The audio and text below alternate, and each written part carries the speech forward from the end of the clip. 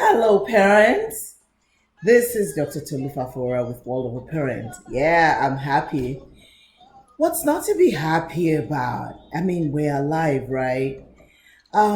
Today on our short series, I thought I will kind of touch on something that we don't quite talk a lot about, and that is anxiety, managing your anxiety.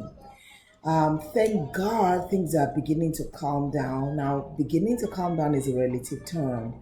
We all know that I'm in the United States and we know that they say they are beginning to kind of open up the states bit by bit. But what does that even, what's that going to look like at the end of it all? How long is the opening going to be for? Evidently now they're saying high school students and maybe grade school students also, they are not even going to go back to school for the school year, maybe for the remaining of the year. We don't know that. But that's something again. I didn't call it like, yes, they're definitely not going to go back because I don't have grade school children. I'm sorry.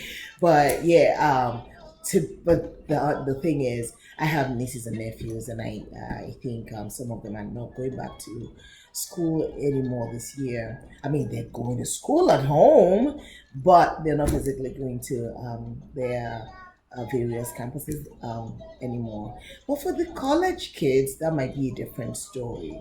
Um, that's unfolding too, state by state. So now, going back to what I wanted to talk about, which is managing your anxiety.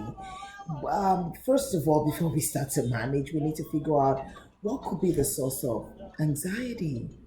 Now, it's a lot of people that didn't even think they were susceptible to anxiety. They found out that they are, a little bit of agitation and just in the uncertainty. Now, the first thing in helping yourself is to identify the source. We are all in this pandemic situation, but it impacts us differently. So, what are the different sources, possible different sources? Oh my God, that's my brother calling because I called him earlier on. I'll get to him later. Sorry about that. So, what are the different sources? Job is one, certainty or uncertainty, or maybe the job is gone already. For some people, they've lost their jobs already. So, source of income, of course, evidently. Talking about job automatically comes income. Now, income for different people isn't, it falls under different categories. And that's my mom. Okay, yeah, I'm kind of popular today, right? So, income for different people, as I started to say, comes under different umbrellas.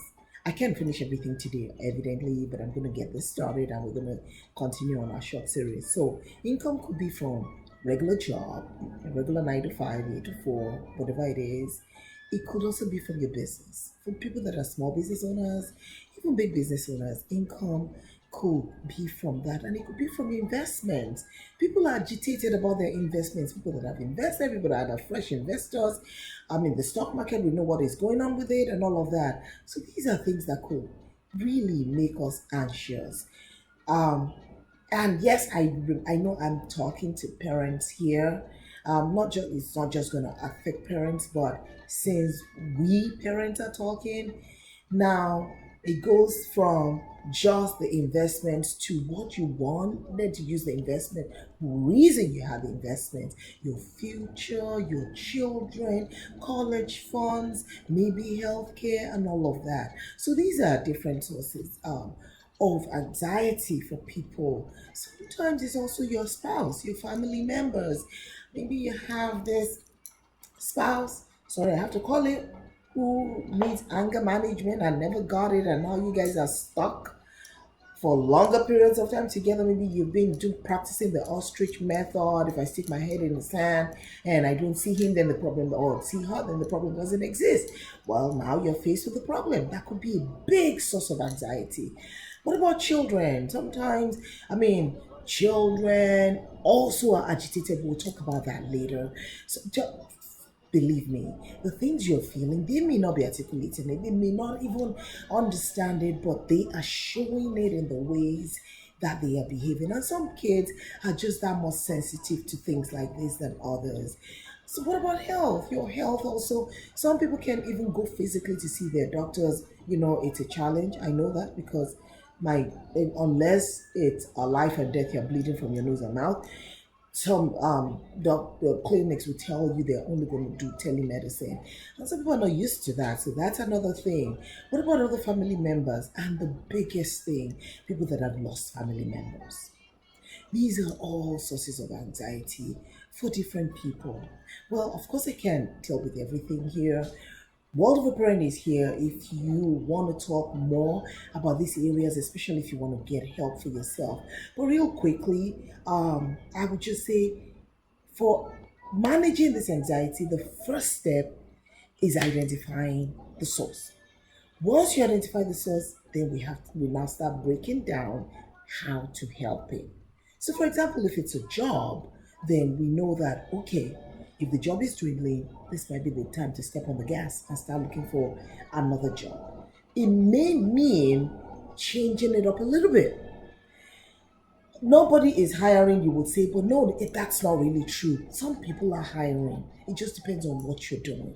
Research is on the high right now, but not everybody's cut out for that. But you have to get creative in looking for things, maybe in the industry, your area, but in a different industry. That might be a way to look at it. But you have to hit it and hit it hard. As in, sometimes with everything going on, distractions are so much that you don't know you're not doing as much.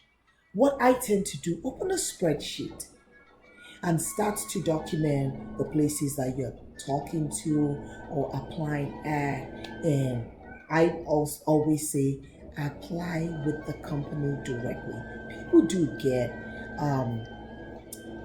they get successes with Indeed and places like that. I am not saying this, of course, but if you keep records or tabs on what you're doing, it tends to be measurable and you're able to push yourself a bit more. This doesn't deal with everything. I'm just trying to kind of touch on in bits and pieces. Again, like I said, I'm here um, to help navigate if you do need that. If it's income, investments, it might be time to talk to an expert about the best way to handle your investment. If it's reduced income, hey, I think people call it no shame jobs. I may be saying it all wrong, but this might be the time you pick up something different. Maybe you're good with, I don't know, baking or Uber.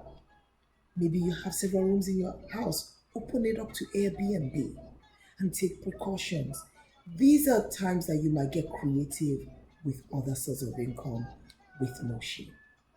All right. I don't want to say too much. We're going to pick it up from here again, but we are on the topic of managing your anxiety on World of the Parent short series. If this has helped you, remember to subscribe. Again, look at the icon, the World of the Parent icon, and click on it. That should take you to our subscription page. Check out our website, worldoftheparent.com, and remember, you can always drop comments below, and I will always get to them. It's nice speaking to you again. We will get through this together. And until we speak again, I want you to remain blessed. Moving on.